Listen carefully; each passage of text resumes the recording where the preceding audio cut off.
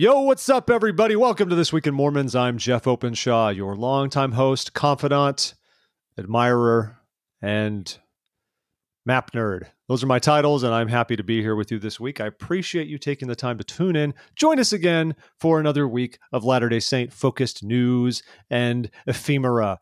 Correct? So it's going to be a great time. Please go to thisweekinmormons.com if you don't frequent our website, and follow us on Facebook. That's facebook.com/TheRealTwim.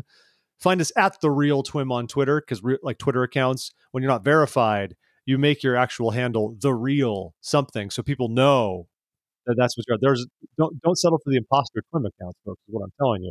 And also on Instagram. And of course, big shout out to our patrons on Patreon. You can support the show on Patreon as well by finding This Week in Mormons on there, and you can pledge $2 a month. That's easy. We don't even drink coffee. You're not spending coffee money. So $2 a month helps us keep the lights on. It'd be great. And I'm thrilled this week to be joined by our old Sunday School Bonanza alumnus and dear personal friend of mine. Let's be honest. I have to like recuse myself with you, Tricia, because frankly, I've known you in a personal capacity for many years, but Tricia Doxey's here. Hi, Trish. Hello, everyone.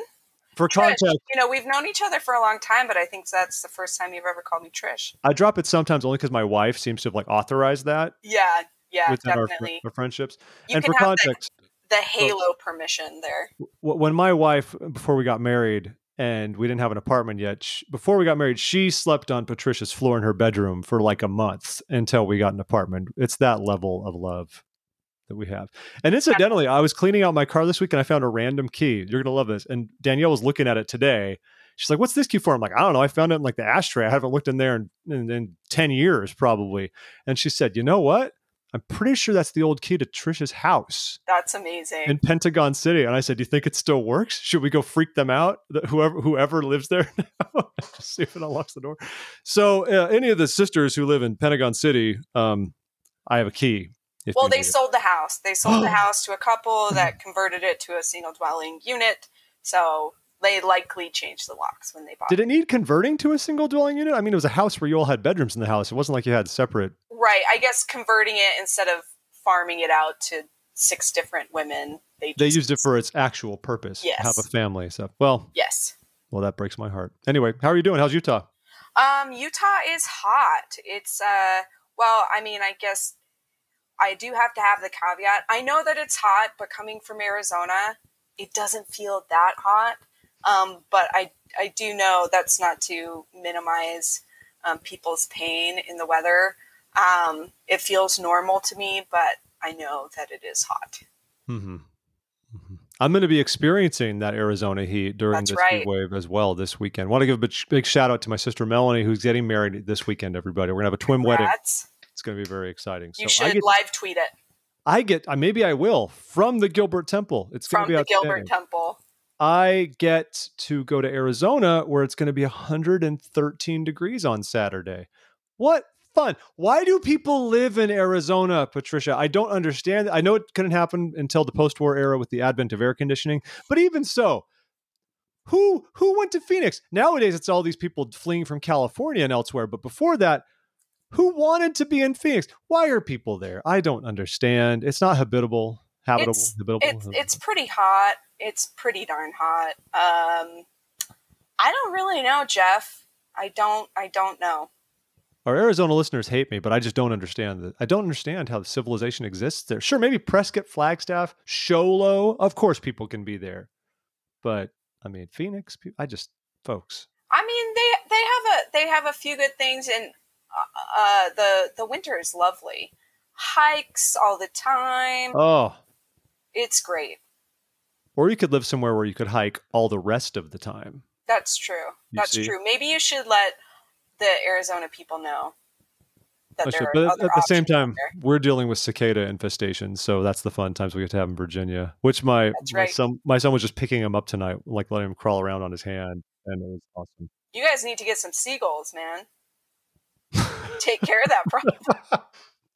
We don't have any seagulls. I do see a number of starlings and a slew of turkey vultures. Okay. So once they die, the turkey vultures will show up, but they're too lazy to hunt for real. So anyway, because, they carry in. So everybody, let us talk about the fine world of Latter-day Saint news. We're excited to do news again this week. If you didn't hear last week's great episode with Project Elect, the organization devoted to recruiting Latter-day Saint women to run for public office, after you listen to this episode, go back and get that one in your queue. It was awesome. Really worthwhile talking to the wonderful women from that. And I thoroughly enjoyed myself. I think you would enjoy it, Patricia. Maybe it'll inspire you to get involved in your community. Maybe it will. There's a woman that announced, I don't know if you guys talked about this yet, I'll have to put it next to my queue, but Edwards announced running for public office in Utah, and she seems like a really great candidate. Running for what? I mean, the office let me look up more of the specifics, but okay. Listening to her talk, I feel like she's a pretty smart, well-spoken, forward-thinking woman. And she's challenging Mike Lee. Okay. That's what I was thinking, but I wanted to... Yeah. It's former state rep Becky Edwards is challenging Mike Lee in the primary. This is a run at Mike Lee. I'd say you could run at the right to Mike Lee, but there's no possible way to do that. So no. It's a run around at the center or somewhere else. That's exciting. This is what we're talking about, you know? She's great. Well, I think we have Patricia's endorsement to everyone I think this podcast, now that Donald Trump is out of office, we have to find someone that I can complain about on the show. So I guess we'll devote our resources to getting rid of Mike Lee. Is that the goal? I don't know. You know what? I can't define for you what your goals are, but I think Becky Edwards would be a great replacement. No, everyone knows the better replacement would be Devin Thorpe, co-host of TWIM. He ran for Congress in Utah 3rd against John Curtis, and he lost, shockingly, in Utah's 3rd district. Who knows how that happens? I mean, folks. Gerrymandering. Get rid of it. A lot of interesting news coming out this week. Much of it, there's a lot of renovation-esque related news as well this week, just a number of different areas. And some of this is holdovers from, the past 2 weeks. We didn't do news last week. But I'll start off with one of these. So, as we know, Temple Square, there's a lot of Temple Square news. Temple Square, of course, much of it's under construction in downtown Salt Lake, mostly related to the big renovation project for the Salt Lake Temple, which is having them tear up all the ancillary buildings, redo the whole thing. And when they started that project, they tore down the South Visitor Center. That was the smaller visitor center that didn't have a ton in it. It was dinky, but it was the one that had a great view out the window of the temple, and it had that really cool cutaway model of the temple, if you ever saw that, which still exists. You can see that in the visitor center, in the conference center. Actually, that's where they have it right now. So we all knew this was part of the plan. But just as these plans change, like when they announced they were going to get rid of all the murals and stuff in the Salt Lake Temple, that wasn't part of the plan either. They announced last week that they're going to tear down the North Visitor Center. Now, that's the famous big visitor center with the giant 11-foot tall Christus statue, where a lot more events and things are held on Temple Square. They're not going to replace it with a new visitor center. They're just going to put in some gardens and contemplative spaces. I don't know what that means. I don't know what that means. Does that mean a Zen garden? Because if so, that's still a garden. I don't know what it's going to mean, but that's what they're going to put in instead. I'm curious for the rationale behind this. I mean, the building was fine. I don't know if it was because, like, you know how during Christmas time it becomes kind of a busy, irreverent rallying spot, I guess, when you go see the lights at Temple Square. But beyond that, I mean, where are the sister missionaries going to hang out? That's what I wondered. Right now, they're hanging. They mostly spend all their time at the Joseph Smith Memorial Building, with Temple Square being mostly shut down. Yeah. But yeah, I wondered for them as well. Where are they going to go to escape the cold when it gets really cold out there? I don't know. So this is just it's an interesting development to me. I guess it's the whole point they say is because they want to make the sight lines better, to make the temple more visible. Right. As we noted in our article here at TWIM, I guess that depends on where you are, because if you're like standing in front of the visitor center in Temple Square, the temple's plainly visible. It's right there. But if you're outside of Temple Square, well, it's all walled off. And I know they've talked about putting in fences instead of walls so the temple's more prominent. And if you were to get rid of that big building right there on the corner of North Temple and West Temple, then from the beautiful KSL parking lot, I guess you'll have a better view of the Salt Lake Temple. But there it goes. The Christus statue is still going to be used elsewhere on Temple Square. They're not getting rid of that entirely. It's in storage, and they plan to put it somewhere. I don't know what that's going to mean. And if it's going to be exposed to the elements, I have no idea. But and then you mentioned, Jeff, the Temple Square is reopening in phases beginning this summer. So what do they do for that one? Like, so much of it's under construction. I don't know. I saw that news, and I used to live on Main Street, like 50 feet from the grounds, and I was just really surprised to hear that they begin reopening so soon, because it's still pretty torn up. Yeah, it says by Temple Square. I believe they're using this to being beyond the actual square of Temple Square. They basically mean the church campus all around this area is going to reopen. And so effective today, as we're recording, actually, the conference center is going to be reopened for tours, and you can see like the replica, the Christus statue, and that cutaway model of the Salt Lake Temple. You can basically just go check out the conference center like you used to. So that's more COVID related, the construction. I think a lot of it, but then there are parts of it closed, but they're still going to do some virtual tours, and then you can go in the assembly hall and the Tabernacle. But obviously nothing else is available beyond that other than like the Beehive House, Church History Museum, Church History Library, all these other support buildings you'll be able to visit. But clearly with 2 visitor centers and a temple under construction, I imagine, what are they just going to open like the little west gate so you can see the Tabernacle and the assembly hall, and that's kind of it? I don't know. Well, that gate has been closed. We used to go on lots of walks. And the area in front of the church office building is all torn up. All the fountains are up. Yeah, and there's that whole project too. Yeah, so it'll be interesting to see what they do with the space. I love the fact that they're adding in more gardens. They're getting pretty nature heavy, which is also a lot of what they're doing at the Hill Cumorah site, which was another piece of news, ripping up the buildings that supported the temple pageant, taking out big parking lots and making it a network of trails leading to the monument. Yeah, this is a big deal, really. I mean, obviously the church has been revitalizing a lot of different things. And they did this at the Sacred Grove apparently years ago. I don't know what the condition exactly of it was, but they undertook a reforestation effort around the Sacred Grove to make it what it is. And if you go there, it's a very different experience than I think it used to be. They'll give you a little tour of the Smith family home, and then the missionaries just set you loose and just say, go ahead, wander into the grove. And there's some benches in there, but no one goes in there. No one's really talking, giving you a tour of the grove. It's yours to experience.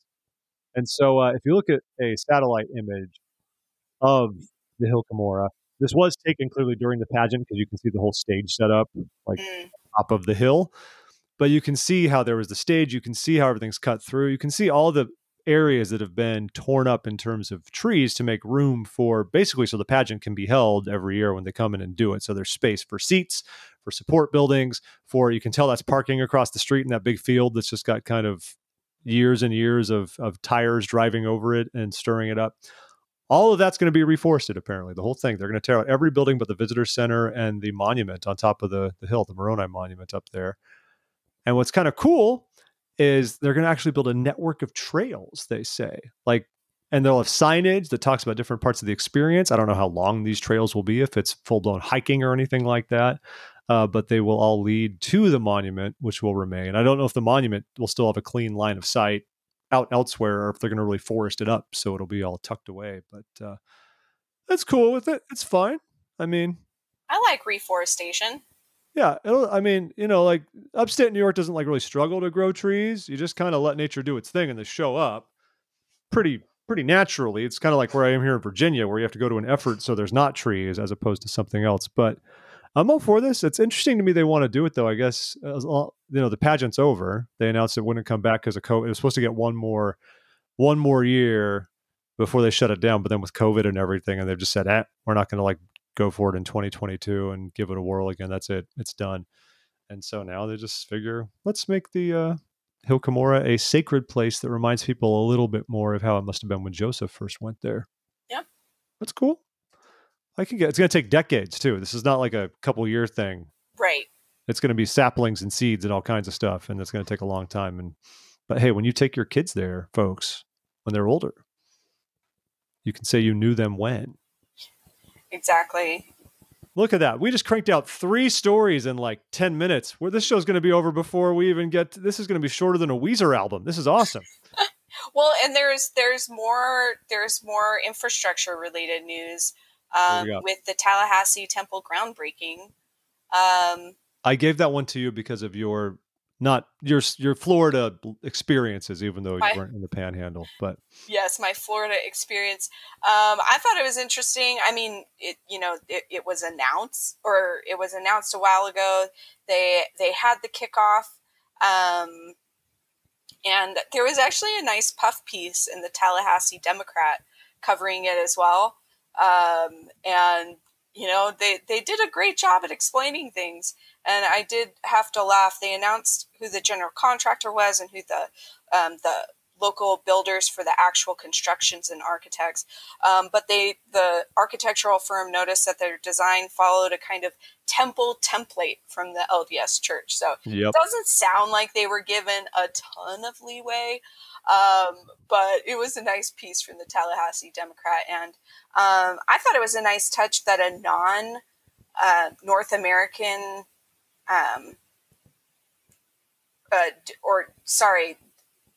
it was the North American Southeast Area president, presided at the groundbreaking ceremony on Saturday. So I just like that they chose a area president to preside over that, and it sounds like it was a nice ceremony. Yeah, it's Elder James B. Martino. He's been in the Quorum of the 70s since April 2009. You want to hear more about him? After graduation from BYU, he began working for Russell Newman Inc., an apparel company, and he was president and CEO until 2000. He was the chairman of the company until his retirement in 2009. He's had many church callings. He's from Denton, Texas. The man knows what's up.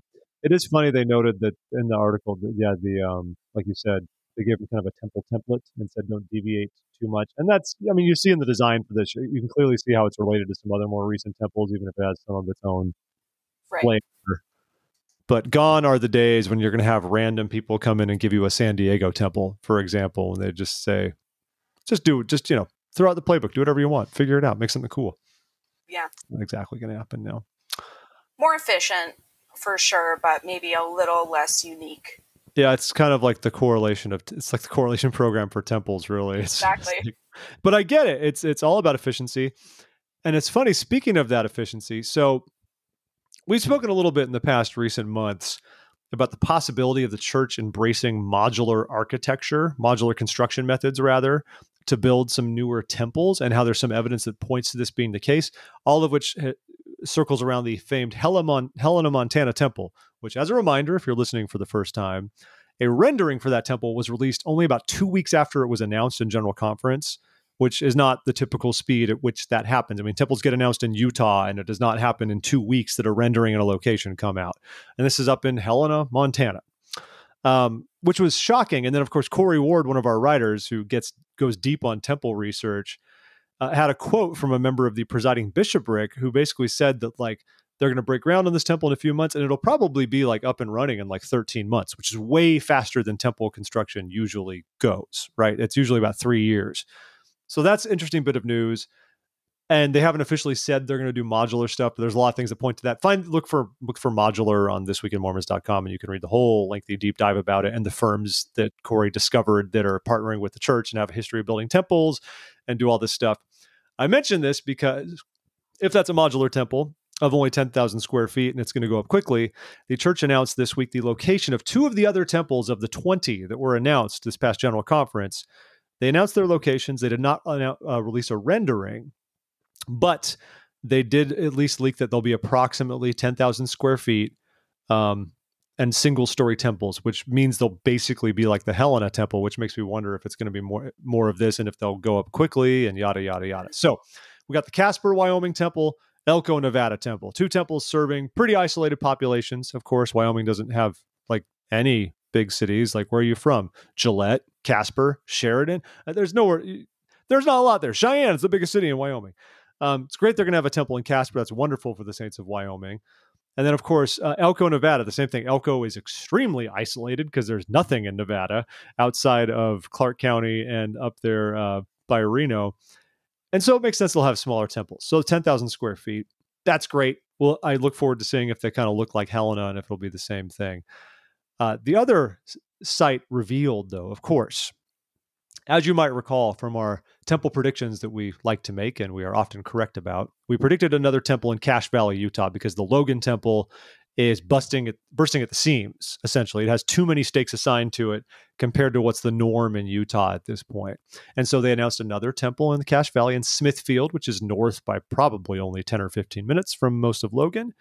But lest you think this might be a more modest building, a support building for Logan, if you will. No, it will be an 81,000 square foot temple, because we don't build temples in Utah unless they're 80,000 square feet. That seems to be the norm. Wow.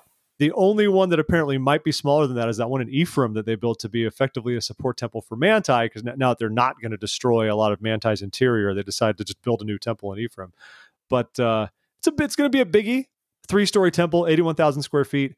That tracks with all these recent ones we've seen: Syracuse, Layton, what's it called now? Deseret Peak, the one in Tooele. Mm-hmm. All these temples are Orem, Linden. They're all pretty much of that ilk and of that size. So congratulations to the fine people of Smithfield. And I would not be shocked if that temple will go up relatively quickly. And then when it's done, they announce they're going to close the Logan Temple and give it some much needed TLC. I think that might happen. So okay, cool temple news. Yeah, I feel like you always have some great inside scoop into the temples, and your predictions are shockingly accurate. So yeah, interesting perspective there. I know things. The thing is, it's Ulysses and Garrett talk to me offline. They tell me what's going on. Gotcha. By the way, did you happen to see, you know how it's going around right now? Everyone's doing that goofy app to make everyone look like Disney characters. Oh, I've seen that on the gram, but I have not known what it is. So thanks for letting me know what those creatures. It's an app that it's like when everyone did that Russian one the other year that made you look old, right? So now it's to make you look like Disney characters. People have done it for the Brethren based on their official portraits, which makes for a fun exercise. Gotcha. That's all. Worth checking out. Okay. So no Saturday evening conference sessions. That's a big deal. Yeah, I Jeff, maybe you can explain to me. I do not understand their rationale. They said this change is being made because all sessions of General Conference are now available to anyone who desires to watch or listen. Was that the only reason they were having these sessions? Is because not everyone was available to watch them? I don't really get it. I don't get it either, and I saw the same explanation you did. I mean, I know back before they started broadcasting the priesthood session, then the women's meeting, when they were when they were both happening or separate things, and then they started broadcast. I don't know if we've just slowly eased into this, but if the rationale has always been some semblance of like exclusivity or something, and if we can't have that, why do it at all? I guess it's I don't totally get. I think there's value in it. I think a lot of this story got picked up on by mainstream media, the MLM, evil MLM folks. Mainstream media, MSM. MLMs, on the other hand, I have some products I would like to share with you. I've been waiting for you to entrust me with this knowledge. I'm frankly upset that you've withheld it from. They call me an ambassador. I'm a brand ambassador. And I'm focused on wellness. Okay.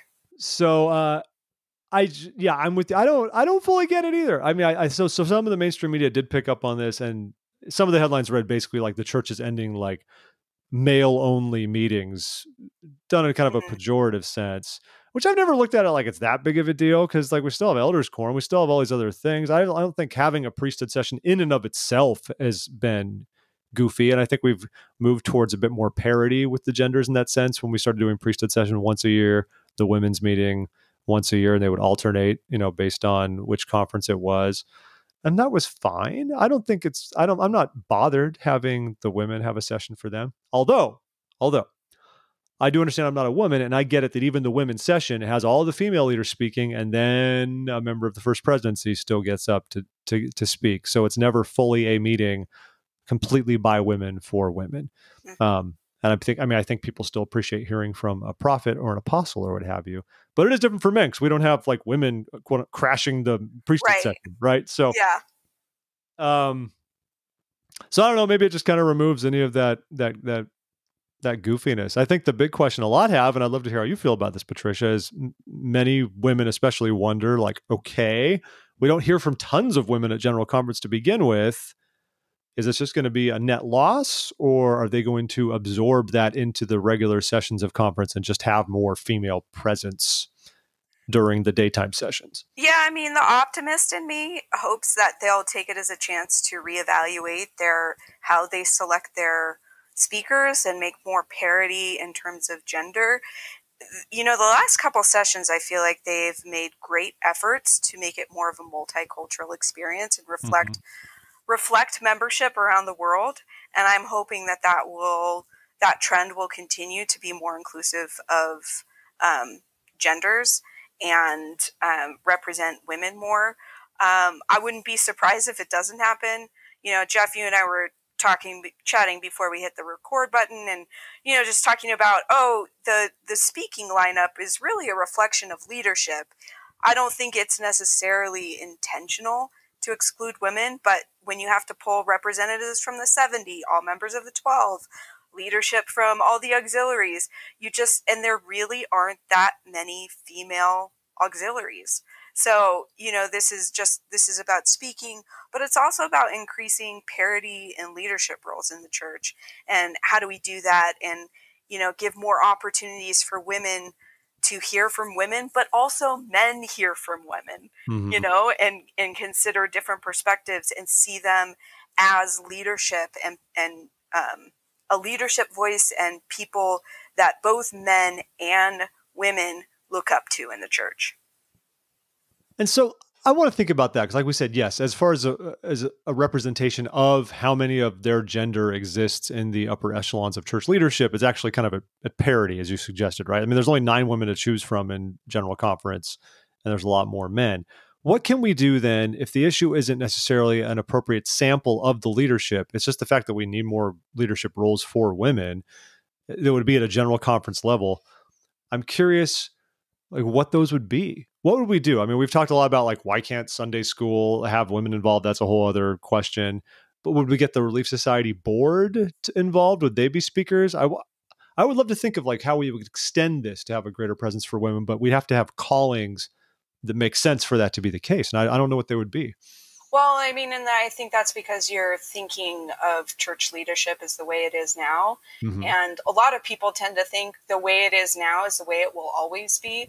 But there's been huge growth and changes in terms of male and female leadership in the church, and even the role of the Relief Society in being brought under the auspices of priesthood leadership.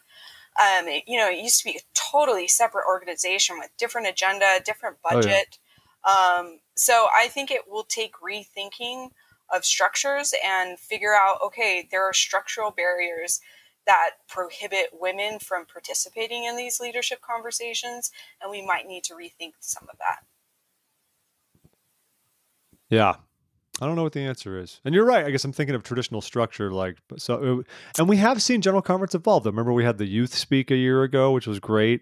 Out of nowhere, that was a bit of a deviation from the normal script. It'd be fun if they branched it out more and just had even non-general authorities speak, and we didn't have Lloyd Newell saying speakers were selected from the general authorities and general officers.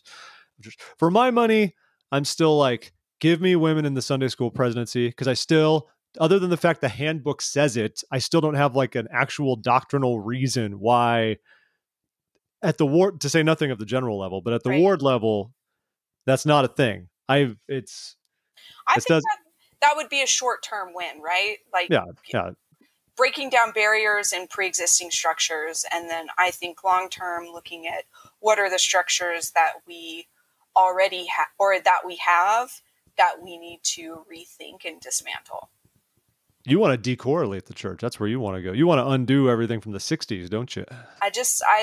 There are a few things that I would undo if given the power, but surprisingly, they haven't asked me my opinion in a long time. What?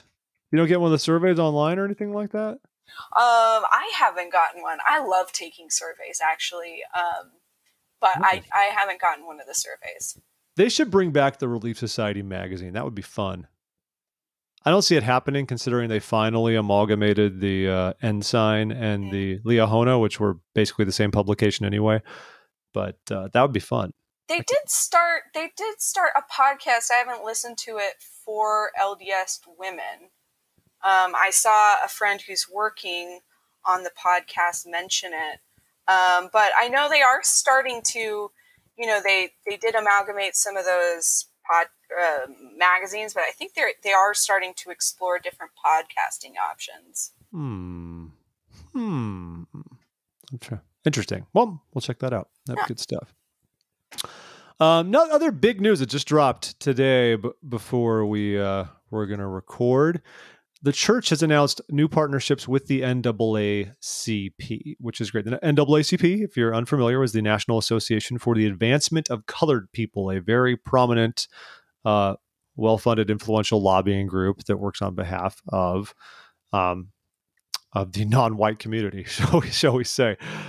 So the church has been working towards a stronger relationship with the NAACP for the past couple of years. This has clearly been an issue near and dear to President Nelson's heart. I'm not saying nobody else would have done it, but it's been evidence from the moment he came in that he started working with them. And I think even a couple of years ago, people thought it was just lip service, like, we're friends with the NAACP. And everyone said, neato. And they wondered what else we would do with it. Well, today we found out a few things they are going to be doing. They had a joint press conference with leaders from the NAACP in Salt Lake City and talked about the challenges communities of color are facing. And for lack of a better expression, in many ways, the church, we're putting our money where our mouth is on this. Like, we're getting very involved. So at least for the next 3 years, the church is going to fund a $1 million scholarship per year overseen by the United Negro College Fund, which helps Black students in the United States. President Nelson also told us that the church is going to provide a $250,000 scholarship or fund for the Amos C. Brown Student Fellowship to Ghana, which should allow select students from the USA to go to West Africa and learn about their heritage, which is great. And then lastly, we're going to pledge $2 million per year for the next 3 years to encourage service and help those in need. Essentially, we're bringing relief, as I say, quote, bring relief to suffering souls in underprivileged areas of the United States and teach self-reliance along the way. But we're very much going after economically and socially depressed parts of our country, which are more often than not more predominantly communities of color. And we're going to invest some money in that, it's awesome. I'm glad I'm super psyched to see us getting engaged in all of this and being generous with it. And I know we have announced it for 3 years. I hope we continue on after that 3 years from now. It's really cool. I agree, Jeff. I know that there was a big kerfuffle, and I don't know that this completely erases it when people found out how much money the church was keeping. Yes. In cases of emergency. You mean the rainy day fund we didn't tap into during the worst rainy day of the past 18 months? Right. Yeah, that one. But I like you, I'm glad to see that they really are putting significant money behind it, and there's a little room to grow based off of how much money is in that rainy day fund. But I do like that it is money going towards helping communities. They did couch it, several terms that I think are common in church approaches to this, like self-reliance stuff. Yeah. Right. But I do think it's great to be investing in education and really counters some of the negativity that's happened.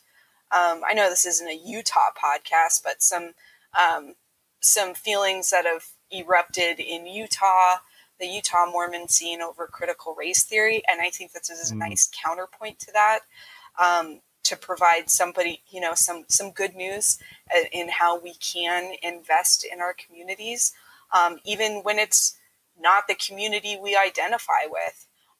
So I did really like that story, and I was heartened to see it. I don't want to digress too much, just in case any of our listeners don't understand the context of the critical race theory issues in Utah. Are you able to provide a little primer about it? I mean, sure. I mean, it's not terribly uncommon being a strongly Republican state. Critical race theory is this hot button phrase that have made the rounds on Fox News. What it actually is, it's an evaluation of legal structures through the eyes of its disproportionate impact on different racial groups. So that's what it is. It's a very esoteric legal theory that gets hit on in some specialized legal courses, some graduate courses on race relations. For some reason, this phrase has really made the rounds in conservative groups as kind of a boogeyman of a backlash against anti-racist rhetoric. And it's often used to describe that whites are bad and white people are less than. You mean critical race theory itself, or you mean this interpretation of that it? Interpretation. I don't really understand that or see it. Some people point towards one of the, they call him a founder. He's not really a founder. He was just an early intellectual in critical race theory. He was a Marxist. But guess what? There's a little bit of Marxism in Joseph Smith too. So, you can't just throw it out because there's a part of it that you don't agree with. But in Utah, like other conservative states, it's become a hot button issue that they want to ban critical race theory from schools. Well, guess what? Your second grader isn't looking at esoteric legal theories, so there's some question if the utility in it. They did pass a law saying you couldn't have a curriculum that said that any race was better or worse than another race. And guess what? I agree with that. But it was a little bit of a culture war issue, and I don't think very productive. Interesting. And I think it's still kind of ongoing too. I mean, they're right in Utah. And it's been embroiled. The State Board of Education has really taken a beating during COVID. They have been the center of a lot of hot button issues, and you have a group of people who are really just trying to do a good job and get our kids educated. And they've been at the center of a lot of controversy, including masks in schools, and then critical race theory, and some loud voices of some parent groups going around to different school boards and causing scenes. So, it's a really hot button divisive issue, but I do like that the church has taken this step and been like, hey, taken the conversation out of the culture wars a bit and said, hey, at the end of the day, we are here to help people, and we are going to devote some serious money to doing that. Yeah, it's good times. All right, switching gears. Patricia, if I had to ask you, which Canadian province do you think has the highest percentage of Latter-day Saints, what would you tell me? Saskatchewan. False. British Columbia. Again, false, but you're doing a wonderful job bookending the answer. I am just naming, I guess I could have looked at the article, but I'm just naming all the provinces. What is Canada's Texas? Just tell me. It's the fine province of Alberta. Alberta. Yes. So the newsroom dropped a small little article here today to get you to click through and just look at some of the church's updated stats on the church website. But it's kind of fun. They have a little, it's not even a heat map. It's a proportional map, but basically demonstrating the percent Latter-day Saint by state and territory in the United States and Canada. I think most of this is what you would expect, I would say. Like, which one's the only one with more than 50% LDS? Shocker! It's Utah. Dun, da, da, da. But then American Samoa is the next highest with 29.8% Latter-day Saint. Then Idaho is almost 27% LDS. Then Wyoming's about 11.7%. Then it drops down to some of the 6s, the 5s.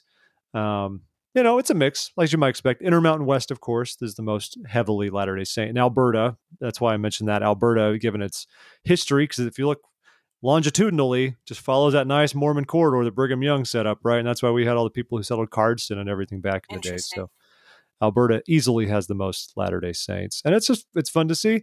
As a Virginian, I'm excited to see that most of the eastern U.S. and southeastern U.S. is just 0.5 to 1%. But Virginia sticks out. At least we are the same percentage as California and the Great Plains states and Texas, 1 to 2%. I'll accept it. That's mostly thanks to Washington, D.C., I'm pretty sure. Because in the D.C. metropolitan area, there's a decent amount of membership, but there are actually more stakes on the Virginian side than on the D.C./Maryland side, even though the Virginia side is geographically smaller than that other side. But Virginia is just, I don't know, they all live here. It's probably just, lower income tax rates or something like that. But here we are. So anyways, fun to check out if you like maps and stuff. I'm surprised Illinois is less than 0.5%. Lower, just lower than I thought it would be. Just lower than you thought. Lower than I thought it would be proportionally, at least. Yeah, I mean, in Utah, I was looking this up for another story we're going to talk about. It's only 62% Mormon. It has gone down because of all these terrible tech jobs coming in that are ruining your housing prices and bringing in coffee into the state. How dare they? You used to be able to go, okay, listen to me. About 30 odd years ago, if you went to Lehigh, you weren't even allowed to dance in public. John Lithgow had made sure it was not possible. All right? Now you have an Adobe campus there. I mean, how far have they fallen? Where is the Puritanism I came to expect from the 801 people? Come on. Yeah, I mean, and opening up a Starbucks across the street from the school down south. Oh, I remember that was news. Did you ever at BYU? I always heard, but I don't know if this is corroborated anywhere, that the Starbucks that was up by the university, not the UTC, the University Mall in Orem, I heard that one had them sold the most hot chocolate per capita of any Starbucks. And I think even the employees would say that, but I never saw any like figures released that explained it. But I mean, we should file a FOIA request. Can you FOIA private businesses? That's Freedom of Information Act, people. By the way. Anyways, I don't think you can. Okay, but we should find out. Find out. I'm a Starbucks shareholder, so maybe I can demand answers for. You should. I have no leverage over them, so I'm really relying on you, Jeff. Here. But maybe next we should talk about the medical marijuana bill in Utah, and that that's not necessarily new news, but Politico ran a interesting article about it. So if you're not familiar, there have been various efforts over the past several years to legalize medical marijuana in the state of Utah. They really weren't getting very far through the state government body, so they went through a ballot measure, which initially the church was the Church of Jesus Christ of Latter-day Saints was opposed to officially, and they even said this was kind of annoying to me. They sent an email out through your LDS Tools email. Yep. So mass blasted it through their law firm, Kurt McConkie, telling you not to vote in favor of medical marijuana. And I personally was a little put off by that, and it did inspire me to vote one way rather than the other. But they saw public polling was in favor of medical marijuana. So this article talks about how they kind of changed course, and they pulled together several different voices and advocacy groups in the state to say, hey, this is going to happen. We should put effort into making the law the way that closing some loopholes for recreational marijuana. They made reference to how easy it is to get a medical marijuana pass in some other states. I was wondering about the beard card at BYU and how people had to figure out creative ways so they didn't have to shave every day. Interesting article, Jeff. What did you think about it? Yeah, the history of it was fascinating to me because I remember we covered this a bit on the show, how the church was publicly very against when Utah was voting on that you were out there by that point when they voted for the medical marijuana bill, and it passed resoundingly, even though the church said not to. And that's when the church kind of took notice. The thing to remember in Utah is, unlike maybe some states like California that have full-blown proposition as like the third way of politics in the state, like you can pass a ballot measure in California, it becomes law, even if the legislature does nothing with it. In Utah, it's more like advice to the legislature a lot of the time, right? It's just like, we all really want this. See, we voted on it. And then the legislature was going to take it and just say, we don't care. We're not going to do this because we don't care. They've done that with several different issues over the past years. Yeah. So it's interesting to me that the church eventually like stepped in and said, okay, it's fine to hear the church be like, the people clearly really want this in our state. So instead of being just wholeheartedly against it, what do we do to make it a reality? And some of the people they interview, it's kind of interesting because they almost say that when they spoke to church reps, they all just assumed that like the bill was even about like recreational use or decriminalization of marijuana. And they're like, no, we're just straight up trying to stand up legal dispensaries for medicinal purposes. That's literally all the bill is about. And it's funny because you can see church lobbyists saying, "Oh, see, we thought you were trying to legalize the thing completely." Well, I will say the ballot measure, the wording on the ballot measure was a little vague, and the enforcement was vague. Basically saying you didn't have to prove that you were allowed to have medical marijuana. So it was basic. It could be interpreted to be decriminalizing. So I do think that there were clarifications that should be made. And, the takeaway from the article, from this Politico article, was about how the church is so influential. But I actually saw it as being kind of the opposite. And that as the church saw that they were on, quote unquote, the wrong side of the issue from the people, that's potentially a tricky spot for the church to be in, because they don't really weigh in that often in Utah politics, but when they do, they're used to getting what they ask for.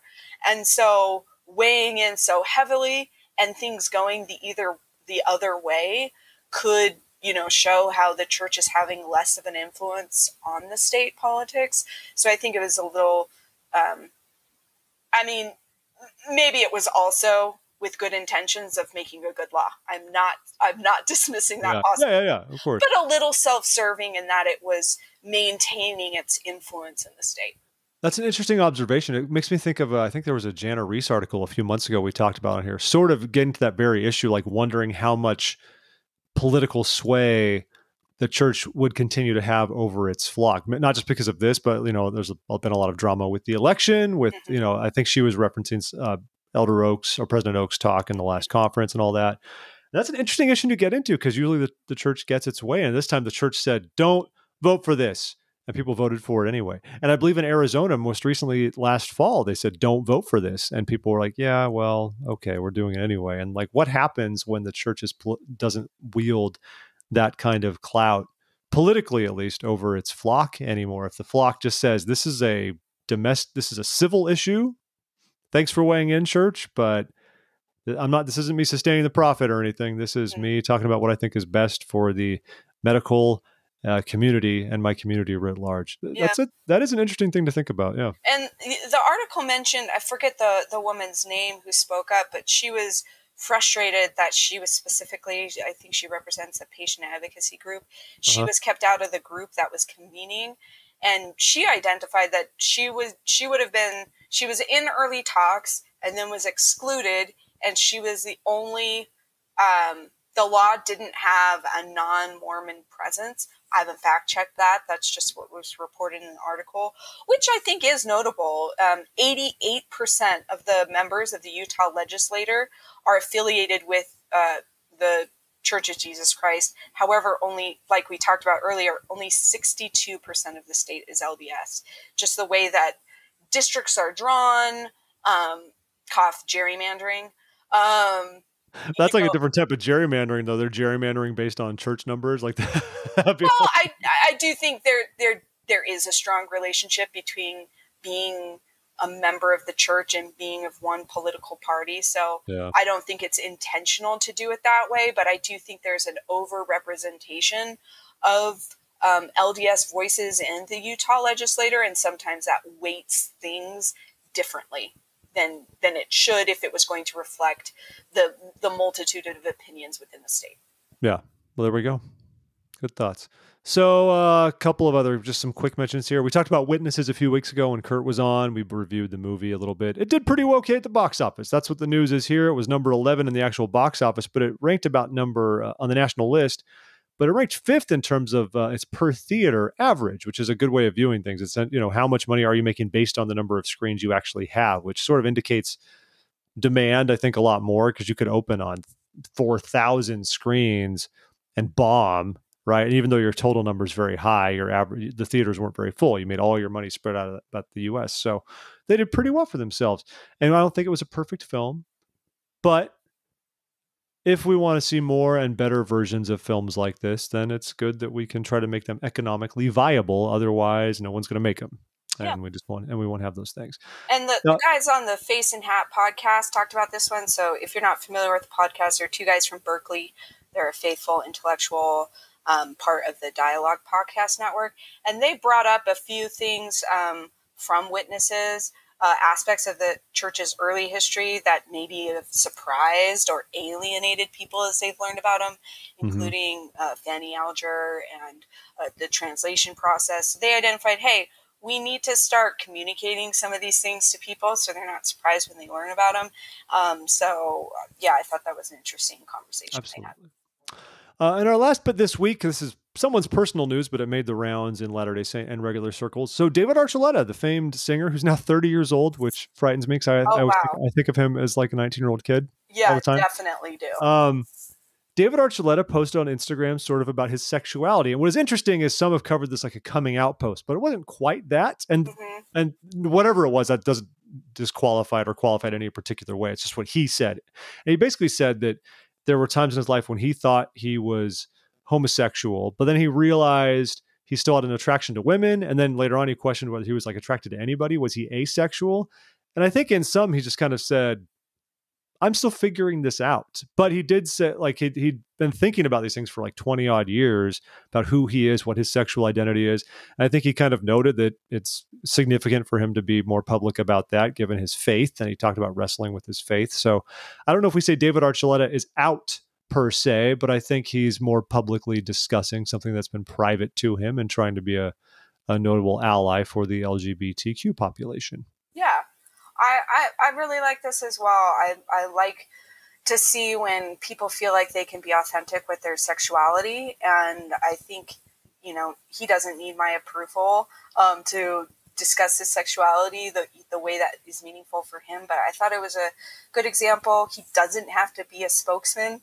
I don't think people should force him into being a spokesman for the gay and Mormon community. But I thought it was a really nice voice to add. And I like how he wasn't categorizing himself as one way or the other, but he said, hey, this is a process. Like, I'm still figuring this out and I'm okay with it. And I've confided to my family. So I really like that as one example of a different experience in the church. And I actually had a really great conversation about this in my Sunday school yesterday, Jeff. It was the teacher read the caption. We had a good discussion about how to include more voices in the conversation. And the teacher posed the question, if we've come to love David Archuleta through the years and then learned this about him, if it had happened the other way, if we had learned this about him first, would we have come to love him the way that we have? And her question was posed to get us to think about, do we let things like that keep us from loving people and embracing them as a Mormon cultural figure, not just as an individual, but as a prominent Mormon voice or artist. It's a good thought. I like that. I think that's a great note for us to end on too. That's thoughtful. Thank you, Tricia. I appreciate you sharing that. I wish we had that in my Sunday school, but we don't. It's very sad. Everybody, thank you very much for tuning in this week. We hope it's been fruitful for you, and we love covering the news. Nice of you to tune in. Great of you to spend time with us. Seriously, we can't make the show without you guys. Shows like this don't exist without a listener base that cares about the program. So thank you for being a part of it. Please spread the word about what we're doing. I say that 11 and a half years into it, but please spread the word about what we're doing. My goal is to be on the air at least as long as MASH, which means we're getting close. Maybe as long as Bonanza. I don't know. Either way, maybe if I outlast John DeLynn, that should be what I do. Do I outlast Mormon Stories? I'll just keep doing this until that stops. Anyway, thanks for tuning in, everybody. Tricia, it's great to have you. I love having you here. It's so nice to see you. Thanks for having me on. Always a pleasure. And folks, all of you, once again, this is for you. Thank you so much for tuning in. Appreciate your time. This Week in Mormons is for you. It is because of you. And until we talk next week, I am Jeff. That was Tricia. This has been This Week in Mormons. Be well, be holy, and be happy.